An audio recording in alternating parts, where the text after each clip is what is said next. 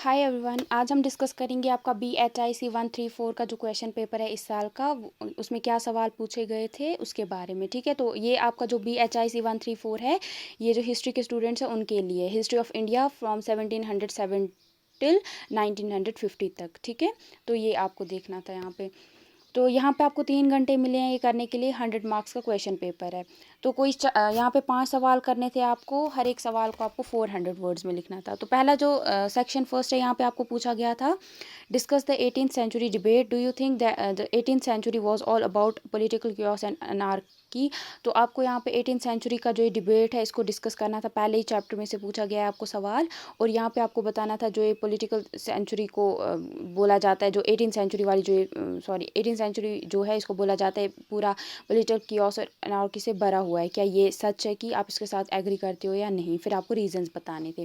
फिर था आपका compare and contrast the state formation in Mysore and Hyderabad. Hyderabad और मैसूर में कैसे आपको यहाँ पे स्टेट, ये दो स्टेट बदले, ठीक है, बने, सॉरी, कैसे बने, इनमें आपको कंपेयर और कॉन्ट्रास्ट करना है एक दूसरे के साथ।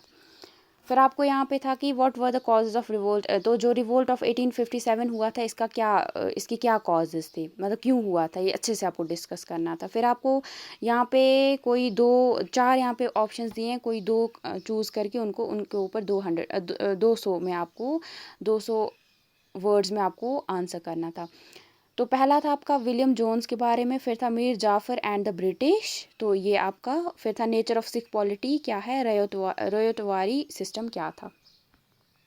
फिर था आपका डिड द ब्रिटिश रूल सब ordinate the Indian economy for its own interest. क्या जो आपका ब्रिटिश रूल जो था, इन्होंने क्या इंडियन इकॉनमी को अपने फ़ायदे के लिए दबाने की कोशिश की थी, तो ये आपको बताना था। How for were the leaders of social religious reform movements influenced by the ideas of rationalism and religious universalism.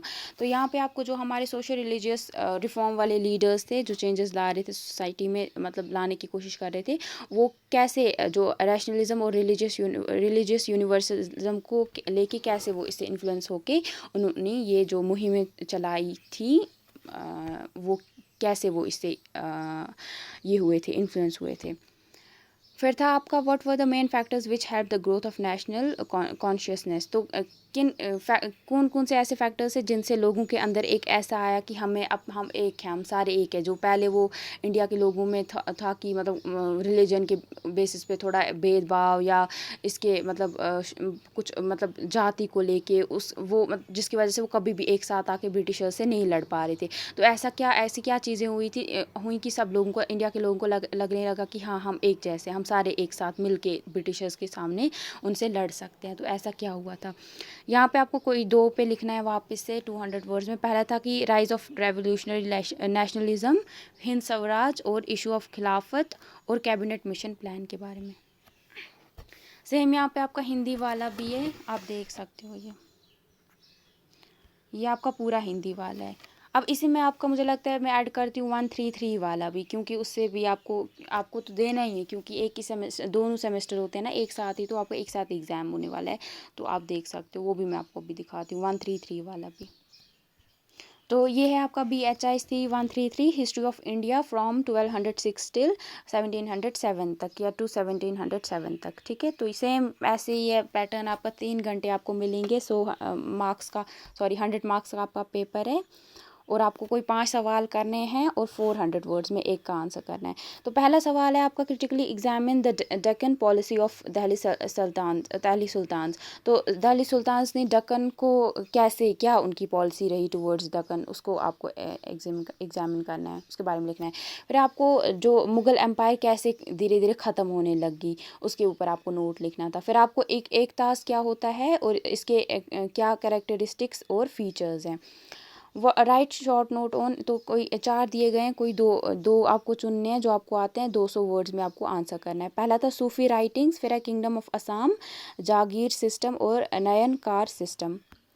फिर था आपका सेक्शन 2, हर एक सेक्शन में से कोई 2 आपको एटलीस्ट करने ही पड़ेंगे, ठीक है। बाद में आपकी मर्ज़ी है तीसरा आप कहाँ से करते हो, लास्ट वाला कहाँ से करते हो, बट एक सेक्शन में से आपको 2-2 सवाल करने ही पड़ेंगे। यहाँ पे examine the factors that led to the rise of bhakti movement, तो भक्ति मूवमेंट कैसे बढ़ने लगी, उसका कैसे राइज हुआ 14 से लेके 17 सेंचुरी तक।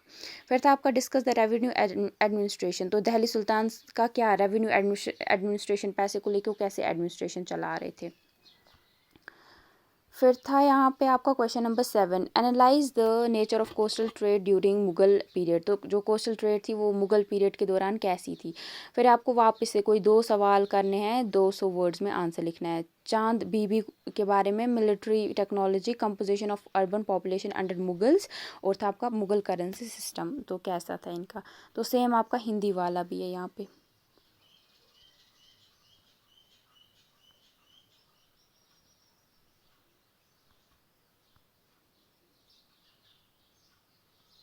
तो ये रहा आप हिंदी आपका, तो ये भी आप एक तो इस पेपर को अच्छे से आप करोगे, प्लस आप असाइनमेंट ले लो 3 साल के, उनको अच्छे से करके जाओ, आपके सारे जो मैक्सिमम जो क्वेश्चंस है वहीं से आ जाएंगे वो, और ये जो लेके, ठीक है। और जो यहाँ पे सवाल पूछे गए हैं इसके आसपास के जितने भी मेन आपको टॉपिक्स बुक में लगेंगे वो भी आप अच्छे से करके जाना।